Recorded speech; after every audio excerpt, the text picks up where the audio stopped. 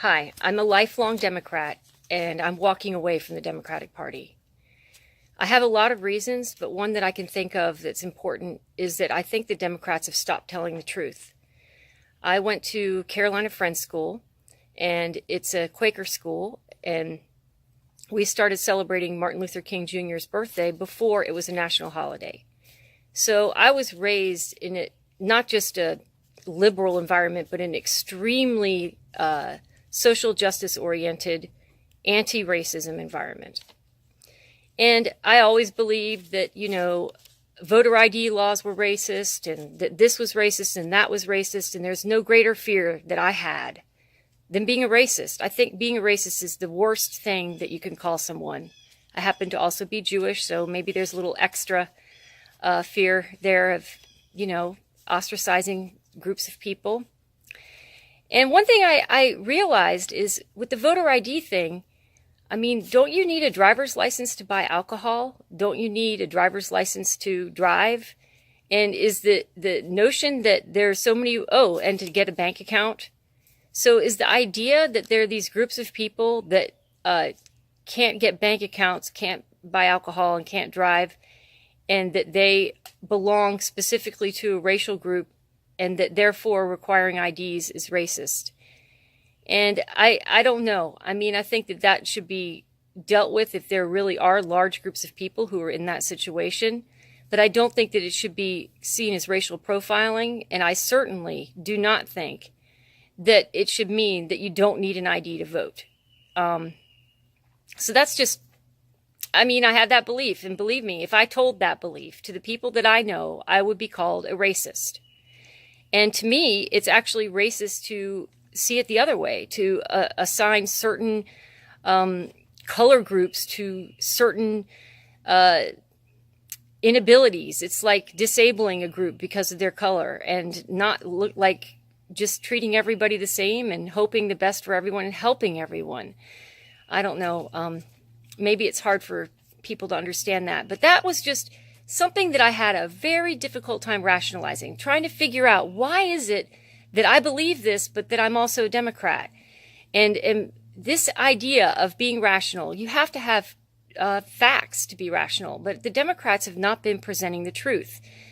They did not present the truth when it came to corruption. They didn't present the truth when it came to people being above the law. They wanted us to just accept corruption as part of the game, and, they actually have not been honest, and they've used the media to do that. And I could go on and on about that too.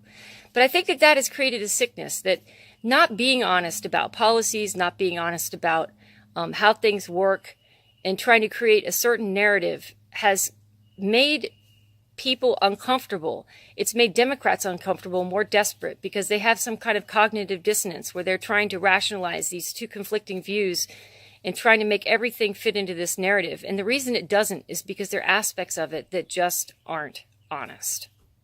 So there's another thing. I definitely didn't think that immigration was an issue for me. Never have. And I, didn't think, to me it was obvious. I know it's really hard to get a green card. You got to wait a long time, but it never occurred to me that I would have a position on immigration.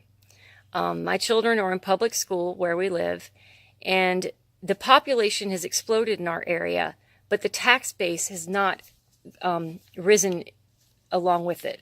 So what's happened is we have all these other people who've moved in, and I can't prove for a fact that they're not paying taxes, but I know that our school has gotten poorer and poorer, and that we're overwhelmed. The kids are learning in trailers because there's not enough space, and there are all kinds of language barriers. There's just a huge stress on the system.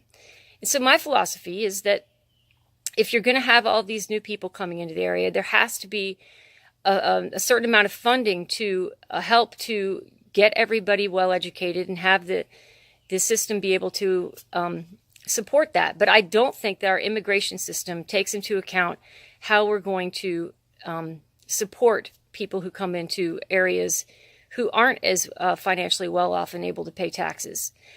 And so I don't think that it's logical to just expect everything to work out if you're not going to. It's like, I don't know, sending somebody on a trip and saying that they don't know how much money they're going to have, but they have to somehow survive, but then they can't budget. It's not budgeting, and it's not logical or sensible. It just creates tension and problems and stress on the teachers, stress on the kids. So, but what does that all really mean when it comes to the Democratic Party? It means that if I were to say that, I would be a racist. It means that if I believe that people should come across the border legally, that there's something wrong with me, that I'm trying to keep people out. And so I thought about it, and I think this is another thing. I voted for Obama twice, and I did because I wanted Obamacare to work. I wanted socialized medicine. I still believe that socialized medicine could work. But I have a different view of it now because I realize that if you don't close the borders, you can't have successful socialized education, which I've learned, and you can't have successful socialized medicine. In order to have some kind of socialized assistance work, there has to be some kind of way to calculate how many people are going to be receiving funds each year and what the income is going to be from taxes. There has to be a way to well, I don't want to say control the immigration, but I do think that immigration needs to be controlled if you're going to pursue social programs. And so actually, during this last election, I was looking at Bernie Sanders and I realized, hey, if Bernie Sanders came out and said that he's for socialized medicine and free college, but that we have to close the borders, then I would vote for him. But that's a problem. You can't, in my opinion, mathematically have open borders and have any of the social programs that Democrats propose. And to me, that's very dishonest. And I don't like dishonesty. And I think that that's made a lot of sickness for a lot of people. I think another thing that I just want to mention is the whole fear of coming out. I actually wanted to come out a long time ago. And the truth is that I didn't because I had already had some harassment. I posted a Jill Stein article on my Facebook page, and the people from the school that I went to, this hippie school, Peace, Love, and Happiness, actually got on my page, on the page that everybody else could see, and posted to me saying that I was a racist because I wasn't supporting Hillary Clinton because I posted an anti-war piece of literature about Jill Stein. Well, why? I mean, that's really harassment. It's really bad. And maybe these were trolls, okay? Maybe maybe it was a trick, but I can tell you right now that the whole idea of being anti-war is something that's very important to me. And it's just so hypocritical. I know that they weren't trolls, actually, because they went to my school, and I know exactly who they were. So who would hire them to do that? But I'm just saying that there's so much harassment right now. It's hard to believe that it's all real. It's just there's so much of it. And the censorship, I mean, that's another reason why I didn't vote for Hillary Clinton, was because she had it so that Pepe the Frog was a hate symbol. And that hate symbol meant that my kid, who knew about Pepe, knew about the meme, couldn't wear a t-shirt with the Pepe meme on it to school because people thought that it was a Nazi symbol.